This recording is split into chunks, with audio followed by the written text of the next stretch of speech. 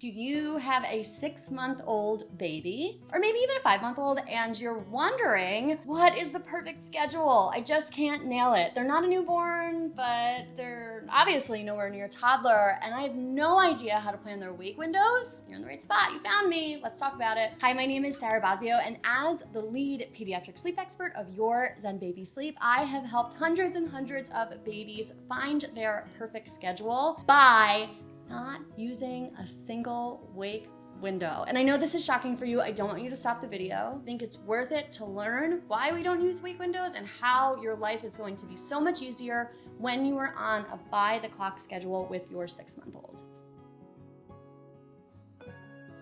First, let's talk about how much sleep your 6-month-old actually needs. A very common misconception is that your 6-month-old should be sleeping 12 hours at night. While some babies can sleep 12 hours at night, this idea of a unicorn 7 to 7 schedule, I don't find to be very common. And I also find it to be really shaming. And parents who are trying to aim for that feel really, let down by the fact that their baby can never do it. So I want to reassure you that if your baby is more along the lines of an 11-hour overnight sleeper, that's more typical. Anywhere from like 10 and a half to 11 hours overnight at this age is pretty typical and an average range. I do have some children at this age who will sleep 10 hours. And then I do have some unicorn babies who do sleep 12, but they're more rare. A common question that I get at this age is, should my baby be feeding overnight? So am I accounting for night feeds in those hours? More often than not, many children can make it through the night at this age without a night feeding. So we could be sleeping, for example, from 7 p.m. to 6 a.m. A more desirable schedule is like 7:30 p.m. to 6:30 a.m. I would say that that is ideal for your baby's biological needs, as well as parents' preferences for start time in the morning. And the majority of families I work with can wean or drop night feeds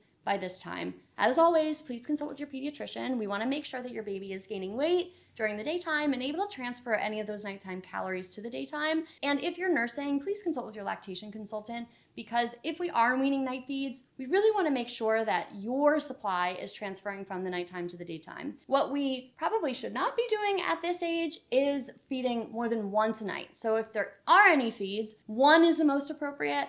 Any more than one, I'm going to start to question whether or not we do have a feed to sleep association versus an actual nutritional need for feeding in the middle of the night. Now, what about naps? Naps should be starting to come together around 6 months old. If you're watching this with a 3 or 4 month old, you're going to get there soon, I promise you. 3 or 4 months old was the hardest part of babyhood for me. Actually, I lied, like newborns. I don't think I would ever go back to the newborn stage with my kids. I love every new stage with them. I love them getting older. But as you're getting closer to 6 months, naps really start to consolidate, and you're not dealing with those ridiculous 29-minute naps all day long anymore. You can start to expect that their naps are going to total about 2.5 to 3.5 hours per day. Variable depending on your child's needs, right? And variable depending on their overnight sleep. So for example, if I have a baby who is a 10-hour overnight kid, they might actually be sleeping closer to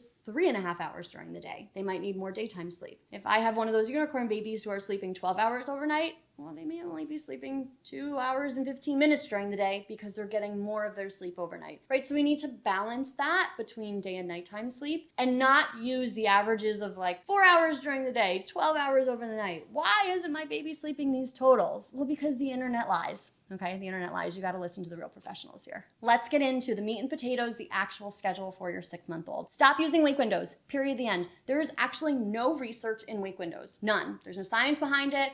I have no idea why it went so viral. And I always admit that I used wake windows when my girls were little. I have a 7 and a 10-year-old. Their naps were horrible. They never slept. They always woke up at 27 minutes on the dot. I remember my husband's grandmother took care of them, and she was so good. She was an angel. She used to write down their minutes, like, time asleep, time awake, and I would come home from work and be like, why? I don't understand. And her and my mother-in-law and my mom would be like, why are you just putting them down at the same time every day? Well, because the internet tells me wake windows. Turns out they were all right. Wake windows are not a thing. And I will say, disclaimer, I don't want to discredit the fact that some babies can use wake windows, those are usually the not sensitive ones. Those are the ones who can kind of go with the flow and aren't as sensitive to the biology of their sleep. However, when families come into my world and they need more help with their sleep, it's because they are sensitive to their biology, meaning their circadian rhythm. So when your baby turned 4 months old, their circadian rhythm turned on, meaning their clock, their 24-hour biological clock, is now functioning and telling the body what to do all day long with their sleep, their hormones, their digestion, their cardiovascular system, their immune system. And at certain times of the day, their body will produce sleepy hormones, melatonin and adenosine. And if we are using wake windows, it is possible that we are telling our babies to sleep at a time when they're not producing those sleepy hormones. It's very confusing to the body and then can cause short naps. So what I want to do is throw those out the window and start to offer our children naps on a schedule when we know that their body is actually internally telling them it is time to sleep. We'll use 6:30 as our anchor wake up time, ideally, keeping in mind again that that is a really age appropriate wake up time and also one that isn't going to be a total nightmare for parents, right? I feel like 6 is also age appropriate, not the most ideal. 7 is a little bit of a unicorn wake up time at this age. So 6:30 is our anchor wake up time. For a 6-month-old, then I want them to follow a 9 a.m. nap, a 12:30 p.m. nap,